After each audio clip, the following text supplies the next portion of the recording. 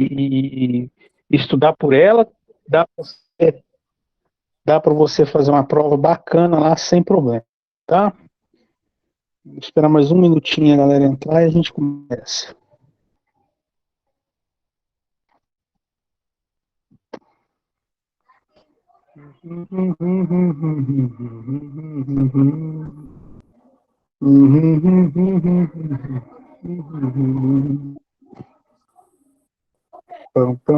Ixi, o microfone tá ligado.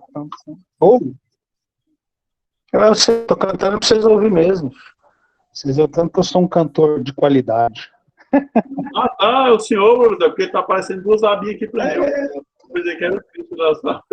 Não, mas eu e tudo em volta de mim aqui. Mulher, menino, cachorro, papagaio, gato, tudo aqui virando. Daqui a pouquinho eu já estou dando aula em casa, né? Normalmente eu dou no escritório, eu já estou dando aula em casa. Então, todas as maravilhas da vida doméstica. Bom, vamos começar, gente. Já são 7h38 e a aula está gravada. Não, o gato tá aqui não, velho. O gato, nem sei cadê o gato, mas quando tem as meninas estão aqui, o gato, eles pegam ele aí, fica com ele no braço, ele fica puta, porque nunca vi bicho danado igual o gato. Bom, então é o seguinte, a prova de vocês vai ser na semana que vem. Por que eu vou fazer uma revisão? Porque é o seguinte, a prova, ela vai ter um formato, que é aquele formato chamado formato ENAD, né? Eu não sei se são vocês que vão fazer o ENAD, mas, de qualquer maneira, nós estamos montando as provas em formato ENAD. E tem algumas questões da prova que elas vieram de um banco de questões que não foi a gente que fez. Então, a prova não está do jeitinho que eu gostaria, baseado nas aulas que eu dei, né? Então, por isso que eu estou fazendo essa revisão, para poder passar para vocês, assim, um conteúdo mais no formato que vai cair na prova, para vocês não ficarem, para a gente não ter problema no dia lá, tá bom? Então, a semana que vem, dia 14, e vocês vão ter só o horário da prova para fazer, não vai ser igual no outro bimestre, que foi feito uma semana inteira, né? Então, essa aula de hoje, eu vou passar para vocês somente o material da prova, tá? Só cair na prova mesmo. Uma revisão geral. São os tópicos que vocês têm que abordar mesmo para poder fazer uma prova bem feita. Então, eu vou começar falando sobre formação dos solos. Na primeira aula nossa foi sobre formação dos solos, tipos de rocha. Então, esse slide aqui, ó, ele fala para nós quais são os tipos de rocha que existem, como eles são formados. Então, existem 3 tipos de rocha. O primeiro tipo de rocha é a rocha ígnea. O que é uma rocha ígnea? A rocha ígnea é a rocha formada pela solidificação do magma. Então, se você pegar a crosta terrestre aqui, ó, a parte que a gente mora, né, que é chamada crosta mesmo, né, ela é muito fina com relação ao diâmetro da Terra. É uma casquinha mesmo. Ela é mais fina do que uma casca de laranja, né? Quando você pega uma laranja e compara o diâmetro, a espessura da casca com o diâmetro da fruta, o diâmetro da crosta é mais fino do que seria se fosse uma laranja. Então, abaixo da crosta tem um material, basicamente uma fusão, né? Metais fundidos, que é o chamado magma. De vez em quando esse magma aflora por causa de pressões né, do subsolo, está muito além do subsolo. São pressões do núcleo interior mesmo da Terra que faz esse magma aflorar na forma de vulcões, tá? Então esse material interior ele dá origem, na verdade ele dá origem a todos os tipos de rocha, né? Mas por processos diferentes. O primeiro tipo de rocha são as ígneas. O que são as rochas ígneas? São formadas pela cristalização do magma. Então você tem o magma aqui, a cristalização restante do magma dá origem às rochas ígneas, tá? Então essas rochas, por processo de levantamento aqui, elas acabam aflorando. Então nós temos rochas, por exemplo, basalto. Basalto é uma rocha ígnea, tá? Que é formada aí pela cristalização do magma. Aí as rochas ígneas, elas vão, quando elas às vezes, nem todas essas rochas ígneas afloram, tá? A maior parte delas não aflora, fica no subsolo, fica nas camadas inferiores. Essas rochas ígneas vão sofrendo processo de temperatura e pressão no interior do solo. Quer dizer, o magma solidificado só vai cozinhando mais um pouco lá no panelão de pressão, temperatura, pressão, e vira chamadas rochas metamórficas. Rochas metamórficas. Então, a rocha metamórfica, ela é originada pela rocha ígnea, que no interior do solo está sofrendo ali efeitos da temperatura e da pressão. Essas rochas metamórficas, às vezes, elas se elevam também. Então você pergunta assim, mas por que a gente encontra rochas metamórficas na superfície? É porque o processo é no interior do solo, mas os processos chamados de processos vulcânicos ou processos tectônicos, né? Placas tectônicas, o planeta ele é formado por placas tectônicas e flutuam no magma. Às vezes essas placas elas se chocam e dão origem a terremotos. Então esses processos fazem essas rochas aflorar, subir. Tanto as rochas ígneas quanto, algumas vezes, as rochas metamórficas, né? Então, as ígneas e as metamórficas, elas são formadas no interior do solo e se elevam. Aí tem um terceiro tipo de rocha, que é chamada rocha sedimentar. O que é rocha sedimentar? É uma rocha causada, ela é criada por sedimentação. Então, esses dois tipos de rocha aqui, as ígneas e as metamórficas, sofrem os processos intemperísticos, que a gente estudou, né? Água, vento, o processo de temperatura, esquenta, esfria, a rocha ela trabalha ali na variação térmica, e aí ela fratura, processos biológicos que fraturam a rocha também, né? Então essa rocha ela vai fraturando, as rochas ígneas, as rochas metamórficas, elas vão fraturando, elas vão se depositando, camada sobre camada. E essa deposição de camada sobre camada faz a rocha fraturada se recompor. Quer dizer, como se ela colasse de novo, certo? Então essas rochas que são causadas, que são originárias de sedimentos de outras rochas, quer dizer, já são originárias de outras rochas que foram fraturadas, são as rochas sedimentares, tá? Então são esses três tipos, as ígneas, do magma e a cristalização, as rochas metamórficas, que são as rochas ígneas aqui, que passam por um recozimento, vamos dizer assim, no interior da Terra, né, e viram aí, sofrem metamorfose, por isso chama metamórfica, e sedimentares, que são originárias dessas duas aqui, já na superfície da Terra, por uma recimentação. Inclusive, essa palavra existe na literatura, tá? Recimentação. Ela volta a se colar. Aqueles pedacinhos das outras rochas que se deformaram, por causa de carga, elas vão se depositando, e elas voltam a colar uma na outra, dando origem a outras rochas, chamadas sedimentares. Desnecessário dizer que isso demora milhões de anos, né? Esses processos de milhões de anos, tá? Então, algumas considerações sobre a formação das rochas, tá? Então, as rochas ígneas, que sofrem o processo de decomposição devido a processos químicos, físicos ou biológicos, esses processos são conhecidos como meteorização, estão suscetíveis de se transformarem em rochas sedimentares, certo? Então, a meteorização faz as rochas ígneas se transformarem em rochas sedimentares, aquilo que eu falei para vocês, né? É a decomposição da rocha ígnea por causa de intemperismo, por causa de ação do tempo, ação da chuva, ação da temperatura. Em conjunto, esse processo chama meteorização, e aí é a meteorização que faz a rocha ígnea virar rocha sedimentar. Assim, galera, eu não vou fazer chamada hoje, tá? Hoje é um dia sem chamada, então fiquem na aula aí só por causa do treino mesmo, da prova, viu?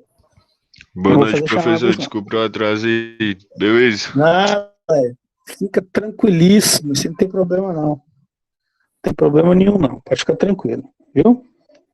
Ele vai me... Os caras continuam fazendo brincadeira com o gato. Bom, beleza, as rochas metamórficas, três tipos, né? Ígneas, metamórficas e sedimentares. As rochas metamórficas são originadas por um processo chamado metamorfismo, que corresponde à alteração de pressão e temperatura dos minerais contidos nas rochas ígneas. Quando sofre o processo de fusão, pode se transformar em rochas ígneas, como mostra a figura, tá? Observando a figura aqui, ó, beleza? É impossível a transformação de rochas sedimentares em rochas ígneas de forma direta, tá? Então, as rochas metamórficas, elas podem voltar a ser rochas ígneas. Rochas metamórficas podem voltar a ser rochas ígneas. Por quê? Porque essas rochas podem, pela temperatura, se dissolver de novo. Virar mineral dissolvido de novo. Aí o mineral dissolvido está junto no montão aqui. O que acontece? Ela cristaliza e vira rocha ígnea. Então a rocha metamórfica pode voltar a ser ígnea. A rocha sedimentar não pode voltar a ser ígnea, tá? Então, é isso que nós estamos falando aqui, ó. É impossível a transformação de rochas sedimentares em rochas ígneas. Possível. Mas as rochas metamórficas podem virar rochas ígneas de novo, tá? Lembrem disso aqui. Isso aqui eu vou deixar com vocês, tá? Não baixei ainda não, porque eu terminei de fazer essa aula agora à tardezinha, mas eu vou baixar para vocês aí. Beleza. Alguns tipos de rochas que existem, ó. Vários minerais diferentes podem agrupar-se formando estruturas maiores, que são as rochas. Dentre elas, um exemplo de rocha ígnea, o diabásio.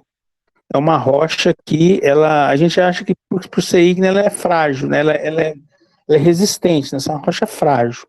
O arenito, sabe aquela arenita, aquela pedra de Pirinópolis, que ela é uma rocha, ela é uma pedra muito farelenta, né? É uma rocha frágil, uma pedra frágil. São arenitos, que é uma rocha sedimentar.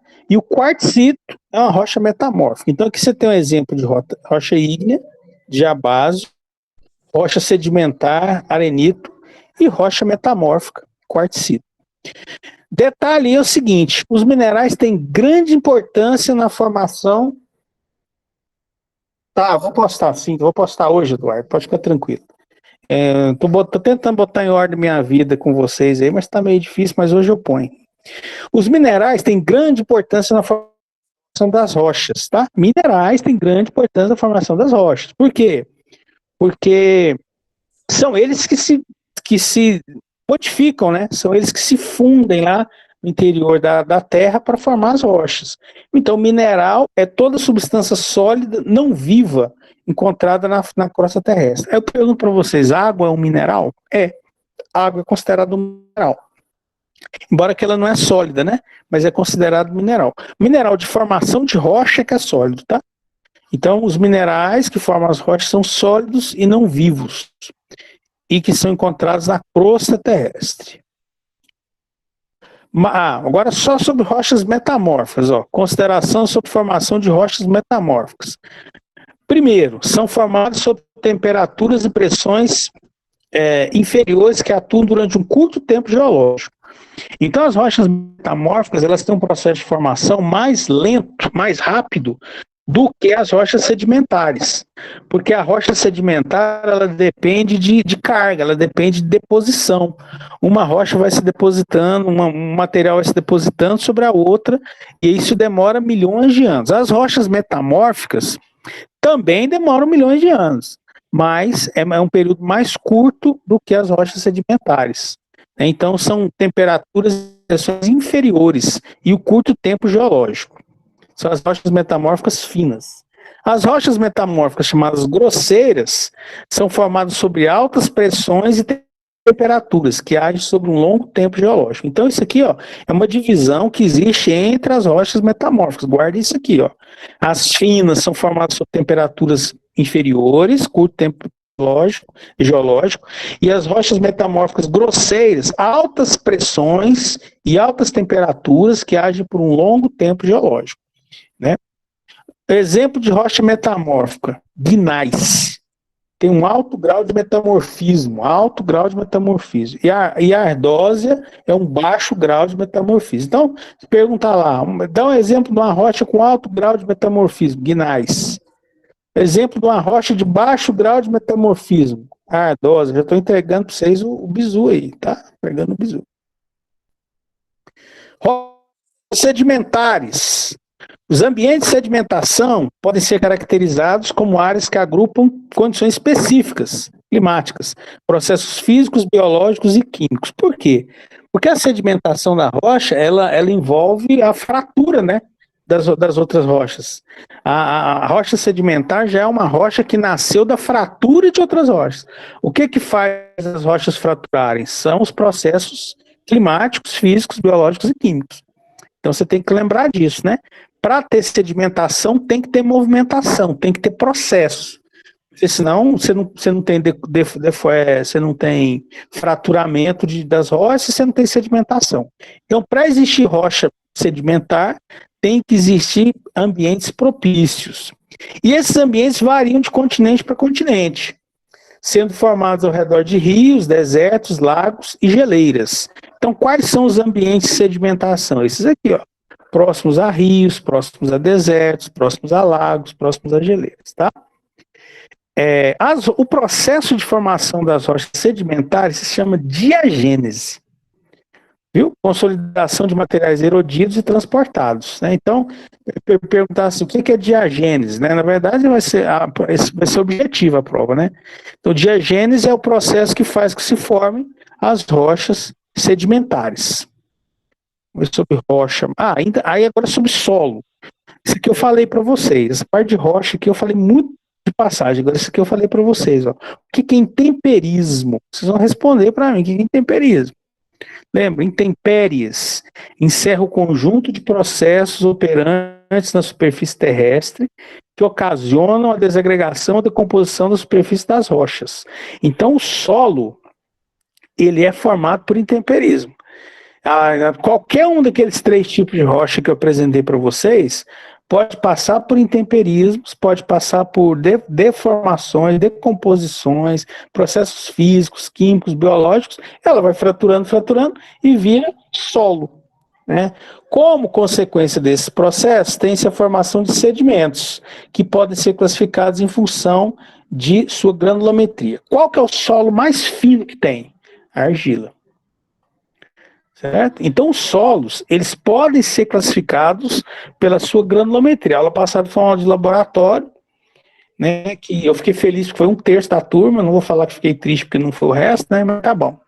O povo já foi, então nós fizemos uma de granulometria. Qual que é o solo mais fino que existe? São as argilas. Ela é tão fina que não dá para você fazer uma classificação granulométrica de argila por peneiramento, igual a gente fez lá. Não dá para fazer por peneiramento. Você tem que fazer um outro processo que é por sedimentação. Você coloca a argila dentro de um líquido e aí os grãos eles vão descendo dentro do líquido, tem uma fórmula matemática, um processo em que é possível calcular as frações granulométricas da argila por sedimentação. Tá? Então, o solo que tem a fração granulométrica mais fina é a argila. Bom, falei de solo, falei de rocha, tá? Vamos falar um pouquinho sobre permeabilidade agora. Permeabilidade. Lembra o que é permeabilidade? Permeabilidade é aquela capacidade ou aquele índice do solo que mede o quanto um fluido, e esse fluido sempre vai ser a água para nós aqui no nosso estudo, o quanto a água penetra no solo. Solos mais permeáveis permitem, permeabilidade é um coeficiente, é um número, né? Solos mais permeáveis permitem muito a entrada da água, permitem muita passagem da água, solos permeáveis. Os pouco permeáveis permitem pouca passagem de água, permitem a passagem menor de água. Então, vamos lembrar, o que é permeabilidade? Permeabilidade é a capacidade que o solo tem de deixar passar água. Essa capacidade pode ser maior, né? Um solo mais permeável, ou pode ser menor que um solo menos permeável, tá? Então, o coeficiente de permeabilidade ele depende do quê? Ele depende de várias coisas. Ele depende do índice de vazios do material, isso tem que ser medido. Tá? O mesmo solo pode apresentar coeficientes de permeabilidade diferentes. Por quê? Porque depende do índice de vazios. Você pode ter os mesmos minerais, o solo de mesma formação, mas se o solo, por exemplo, estiver mais estratificado, estiver mais compactado, o índice de vazios vai ser diferente, o coeficiente de permeabilidade vai ser diferente. certo? O coeficiente de permeabilidade depende do índice de vazios. Então, ele é diretamente proporcional ao índice de vazios. Quanto mais vazios tiver, mais permeável é o solo. Então, não se esqueçam disso. Ó. Coeficiente de permeabilidade diretamente proporcional ao índice de vazios. Quanto mais vazios, mais permeabilidade. Lembra? Já que a permeabilidade é a capacidade que o solo tem de deixar passar um fluido, que vai ser a água, né? Quanto mais vazio tiver o solo, mais água vai passar mais rápido. Outra coisa que influencia também é o tipo de material analisado. Certo? O mineral, o formato do grão, o tipo do grão. Às vezes você tem minerais que são mais porosos, o grão do mineral é mais poroso. Esse mineral ele segura mais a água, ele impede a passagem da água, dificulta a passagem da água, né? Ele atrasa a passagem da água. Então, o tipo do material analisado também tem a ver com a permeabilidade. Certo? Solos granulares, a gente lembra que solos granulares são pedregulhos e areias, apresentam maiores coeficientes de permeabilidade. A pedregulhos e areias são solos com grãos que são mais regulares, mais arredondados, assim, né? Então, e são maiores em geral. Então, esses pedregulhos e areias, esse tipo de solo granular, o coeficiente de permeabilidade tende a ser maior, tá? Uma outra coisa que interfere, olha só as coisas que interferem, índice de vazios, tipo de material analisado e as características do fluido percolante. Eu falei para vocês que,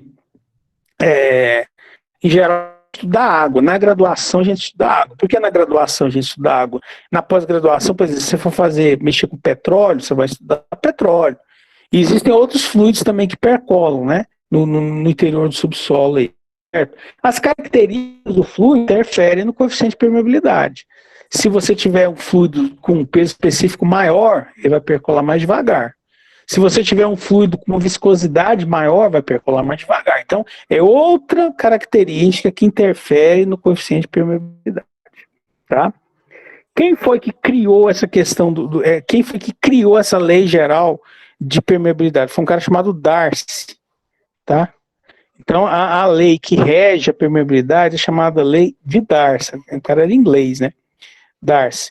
O parâmetro do solo a ser inserido no programa para a vazão de descarga é coeficiente de permeabilidade. Então, esse índice é um índice tão importante que, em geral, quando a gente vai fazer estudo de maciços, o coeficiente de permeabilidade é inserido nos programas. O principal valor a ser inserido nos programas que calculam a permeabilidade dos solos. Lembra? Por que nós temos que saber isso? Porque a água, ela desestabiliza os maciços. Então, não é desejável a presença, não é desejável a movimentação de água no interior de maciços de solo, certo? Então, os programas que trabalham com isso, que são muito específicos, né, programas de geotecnia, eles levam em conta o coeficiente de permeabilidade em cada condição do solo, né?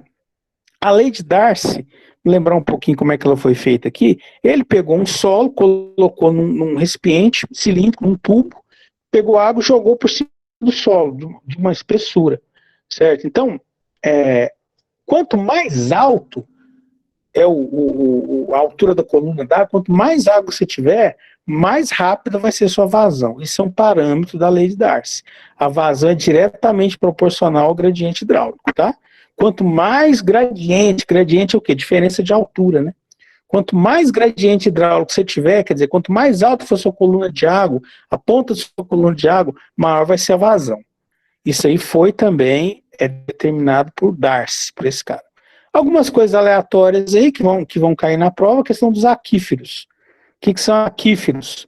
Reservatórios de águas subterrâneas, que formam-se em rochas porosas, tá? Então, aquífero é diferente de lençol, né? Lençol freático. O aquífero é a água que se forma nos poros das rochas, certo? Isso aqui eu vou deixar para vocês também, que eu estou dando mais uma questãozinha para vocês aí, tá?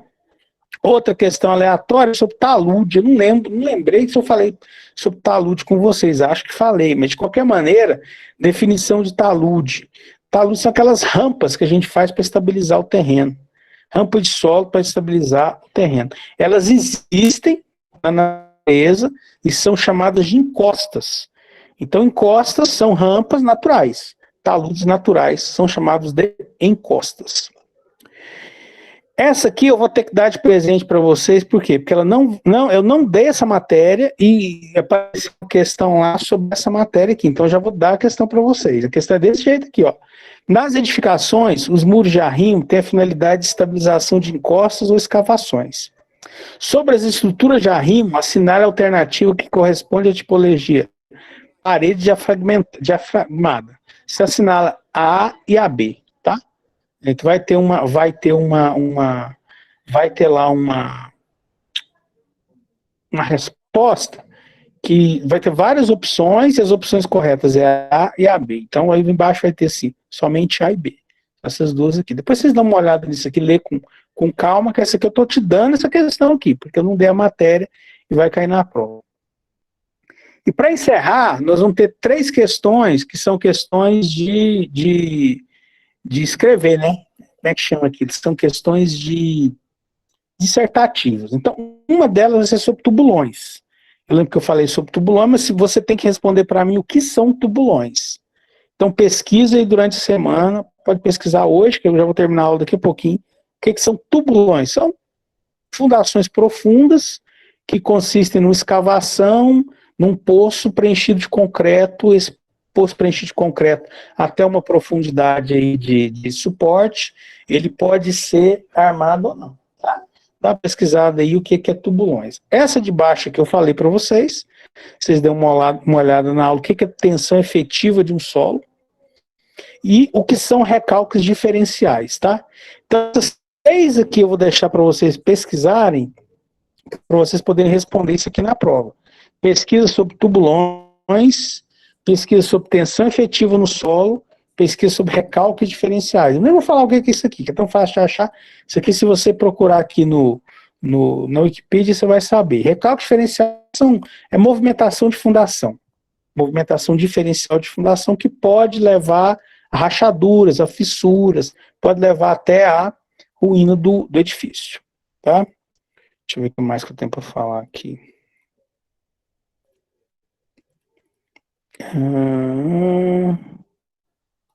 Tá, beleza.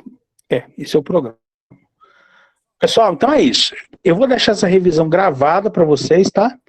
O que eu tenho para falar sobre a prova é isso. Eu já abordei ela de cabo a rabo. Se vocês assistirem essa aula de novo, não vai ter erro na prova de vocês, que é na semana que vem. Alguém tem alguma pergunta aí? Não, eu sou um anjo não, cara. O negócio é o seguinte, é porque fizeram o trem errado lá e eu tô tentando corrigir aqui. Beleza? Assistam a aula aí, e aí façam uma boa prova. E é isso. Se ninguém tiver pergunta, eu já vou parar aqui. Professor, boa noite. Fique com Deus. Boa noite, galera. Um abraço pra vocês. Estuda, pelo amor de Deus, não dá trabalho pra mim, não. Estuda pra essa prova. Vai dar certo, senhor. Amém, obrigado. Na hora de